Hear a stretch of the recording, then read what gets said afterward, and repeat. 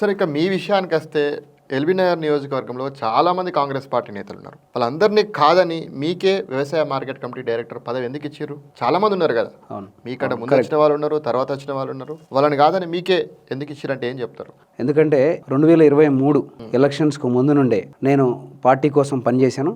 ఆ పార్టీలో జాయిన్ అయినప్పటి నుంచి కూడా మధు యాష్కి గారికి టికెట్ అనౌన్స్ కాక ముందు నుంచి కూడా ఆయన కలిశాను. ఆ కలిసినప్పుడు సందర్భంలో కాంగ్రెస్ పార్టీ కోసం కష్టపడ్డాను కాబట్టే నాకు మార్కెట్ డైరెక్టర్ ఇవ్వడం జరిగింది మధు యాష్కి గారు. ఎందుకంటే ఎలక్షన్ నుండి కూడా మధు యాష్కి అన్న టికెట్ వచ్చిన దగ్గర నుంచి రాకముందు నుంచి కూడా నేను ఆయన కోసం తీసుకురావడం జరిగింది. మా కమ్యూనిటీ నుంచి కూడా చాలా మందిని, ఎల్బీ నగర్ నుంచి, అటు దిల్సుఖ్ నగర్ నుండి, ఇటు హయత్ నగర్ నుంచి చాలా మందిని గ్యాదర్ చేయడం జరిగింది. నా కష్టాన్ని గుర్తించారు ఆయన. గుర్తించి నువ్వు వర్క్ చేసావనే ఉద్దేశంతో ఆయన ఇచ్చారు. నాది కూడా ఉన్నది కూడా రైతు నేపథ్యం. నేను రైతు బిడ్డగా నేను చాలా కష్టాలు పడి వచ్చాను. నేను కూడా ఆ తర్వాత వ్యాపారంలోకి వచ్చాను. కానీ కాంగ్రెస్ గవర్నమెంట్ ఇక్కడ రావాలనే ఉద్దేశంతో కష్టపడి చేశాను. కానీ